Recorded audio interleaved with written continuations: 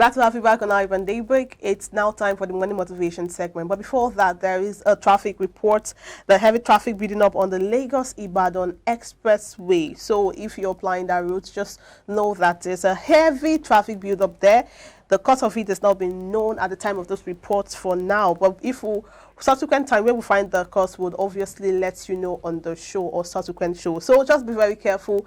Blind routes, there's a heavy build-up of traffic on Lagos-Ibadan Expressway. It's a weekend, so it's always rush on Friday. So and it's on both sides. I mean, from what we can see right now, it's on both sides. So oftentimes you have one side more congested than the other, but this is quite surprising when you have it on both sides. As you said, it's the weekend, and people definitely are going in and out of Lagos. We just hope that we do not have any accidents. And it's heavier than usual. Heavier than usual, especially at this time of the day. So we hope that the motorists are safe, the commuters, everyone is safe, and more importantly, at this time, everyone drives safely. There's no need to rush.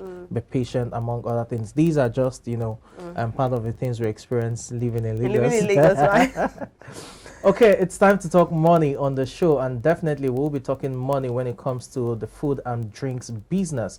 Oftentimes you talk about catering, and you have the chefs, you have the caterers, among other things, but there's also the focus on food and drinks business, and we're looking at food and drinks as a viable means of income generation when it comes to the average Nigerian. We have a chef in the building joining us. Adewale, good morning, welcome to the show.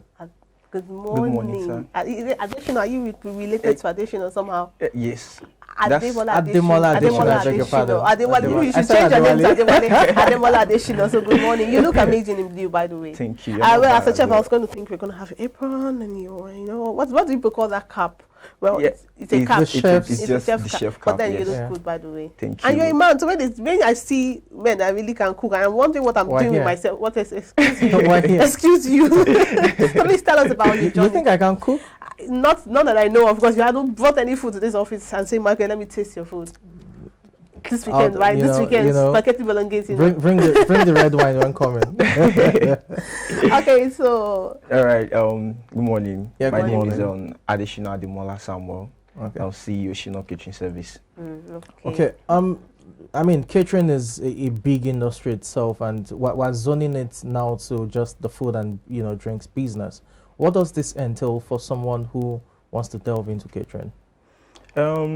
First and foremost, catering is actually a lucrative business. You understand, but at the same time, it takes a lot of hard work, learning, and to be able to stand your feet. You understand? So. Okay. When you say learning, that means you have to learn how to, beyond cooking now. For the drinks aspect, is there where you learn that? Definitely, because we have different drinks. Okay, you understand? We have the cocktails, the mocktails. Okay. You understand, the buffet and all that. You understand? So you have to learn. You have to learn. It is very, very important. So, the learning process, how long does the learning process, especially for probably buffet, mocktails, cocktails, and it depends. Okay. It depends if you are a fast learner. Okay. Because I'll take myself as an example. When I was learning, I learned everything. Not actually everything, but as times goes on, I took this, I took that. You understand? Yeah. So, but the first thing I learned how to do was Chapman. Okay. And so Chapman took me just a day to make, you understand. But the garnishing and, you understand, getting the quantity, the measurement actually determines, you understand. So the day I was doing a practical with my boss, we just did a practical for like 10 people.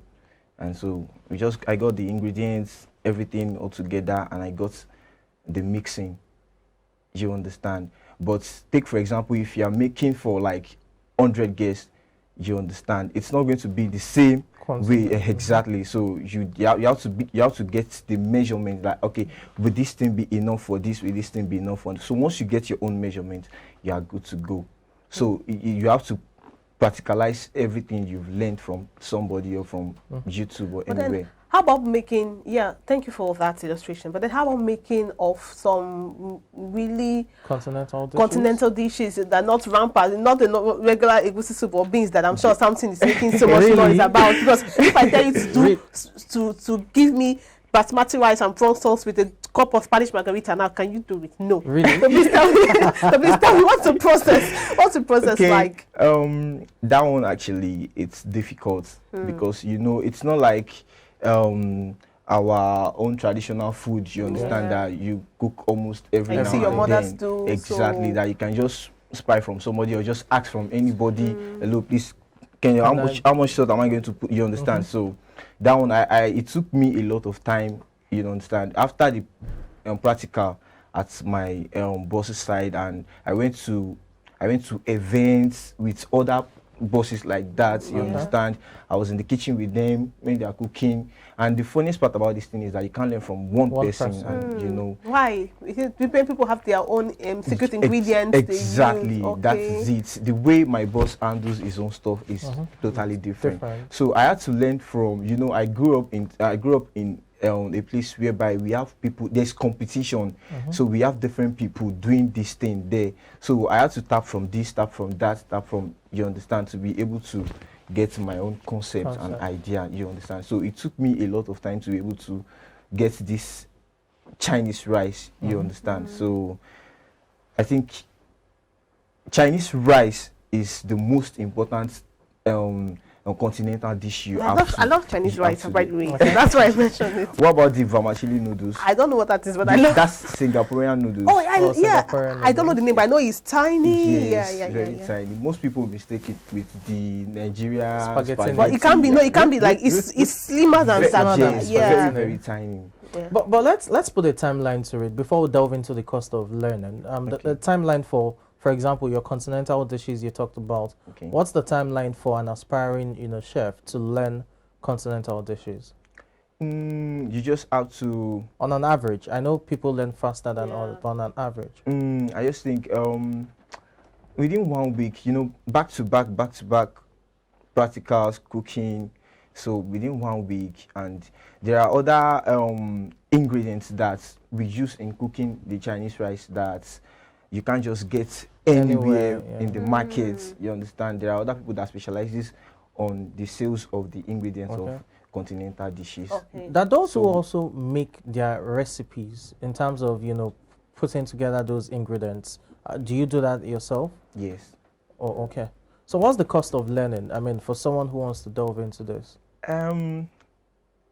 The Chinese rice is expensive, No, I find Chinese rice every other. Wait, it depends continental. Continental dishes now. So just to chip in, do you learn by dishes or you learn as like, for example, come learn for 3 months continental dishes and then you have various dishes you can prepare?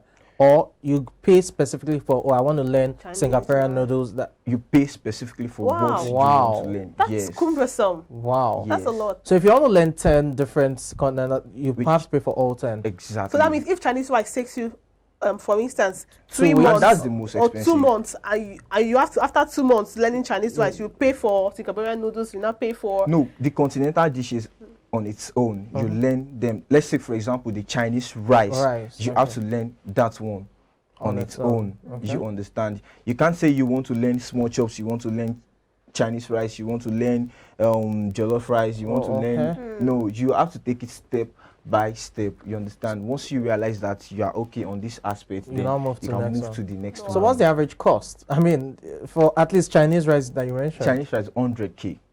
Wow. That is Just how much I charge. Rice. Yes, for Chinese rice. Wow. To do a perfect Chinese meal. 100,000 naira.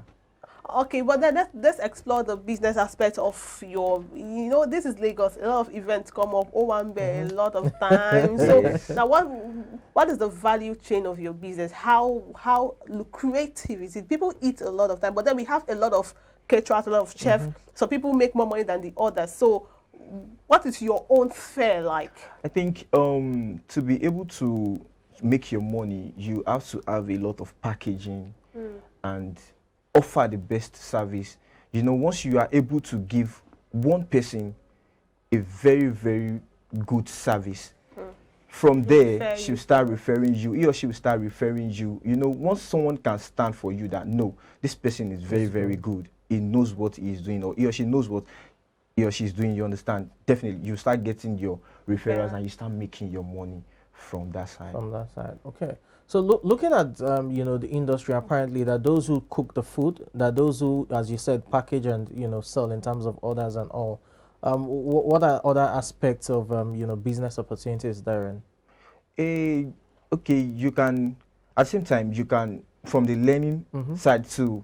Once you are able to gain your ground, you can start just you can get a small space, Okay. start teaching people how to Oh, make okay. this thing, so you get your money from that side as well. And also, apart from going out to make food for people can actually book online too, order online, like small chops, the food, jollof Okay. rice and fried rice. People order online as well, and so we deliver to them. And I understand that for every business that we have, as much as you have profits, you also have losses too. Now with the high price in food commodities lately, this business, we know people need to eat, and then there's a way you increase your price and they will tell you they have someone who can do it cheaper. Actually, someone will do it cheaper, but can it be Yes, better, as good as your own? But now, how exactly. have you been able to, when you, I don't know how to, but when you lose, Yes.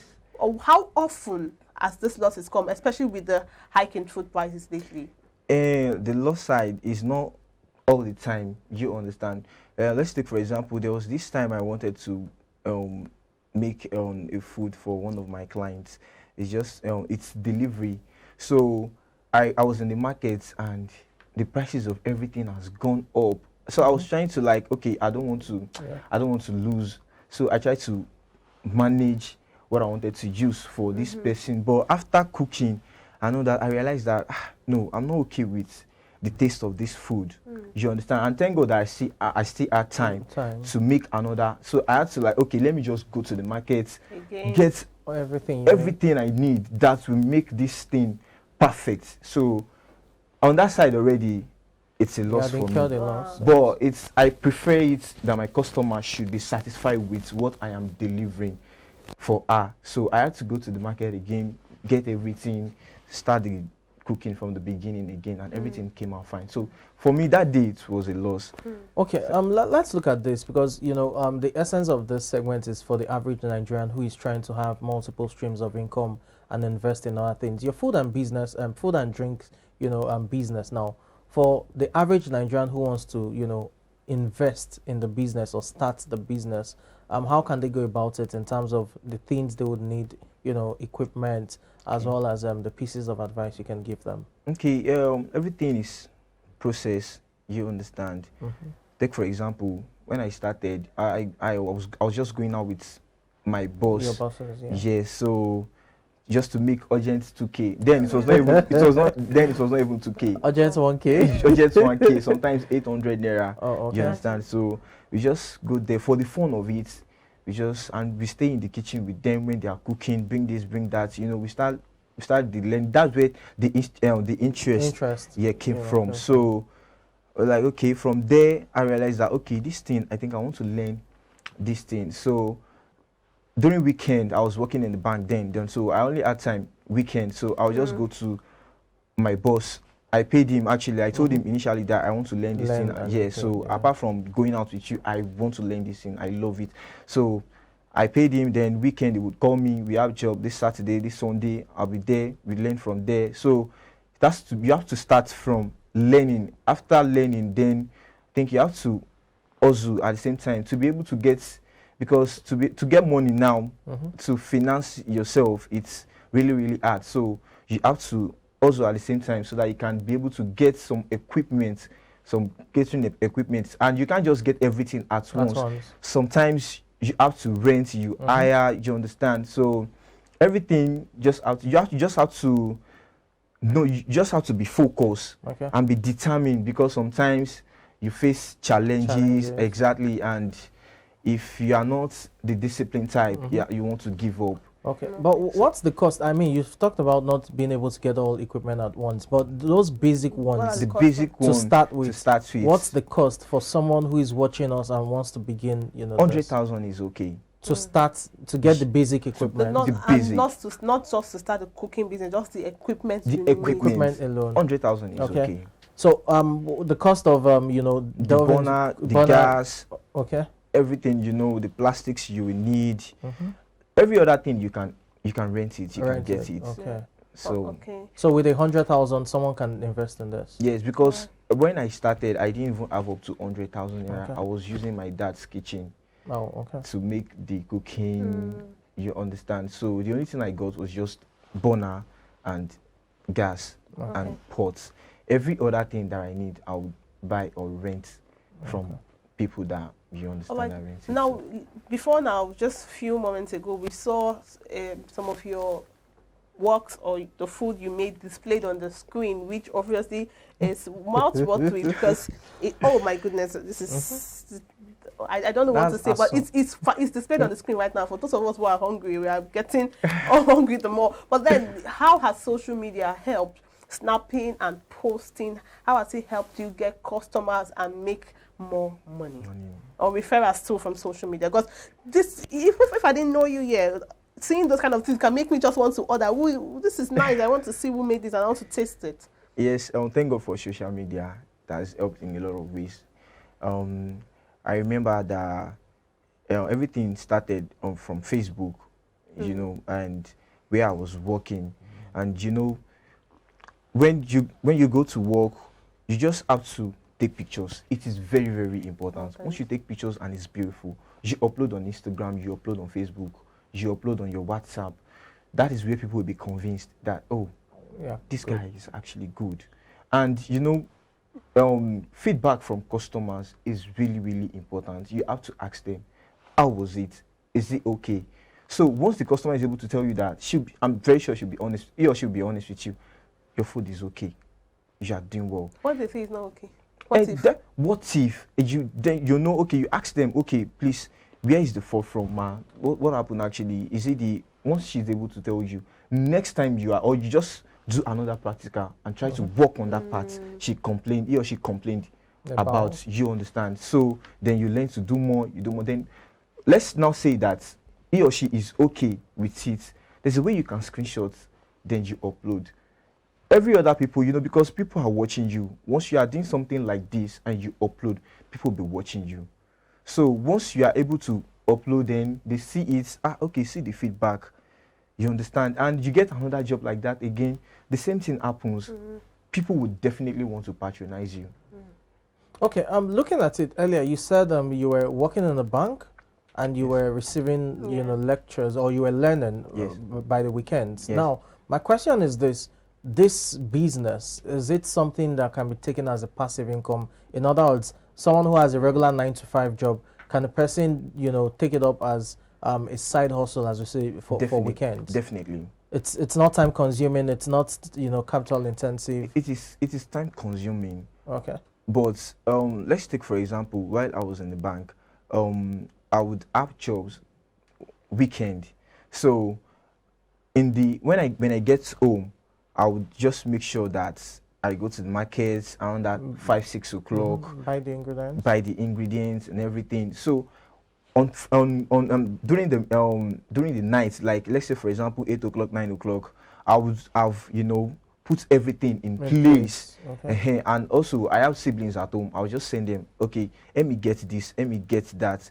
So very, very early in the morning on a Saturday, I'll start my cooking. What if you have these jobs during the week? During the week. During the week. You know, some people like to order food in bowls for the weekend. Probably I'm ordering a food and I tell you I want it delivered on a Thursday.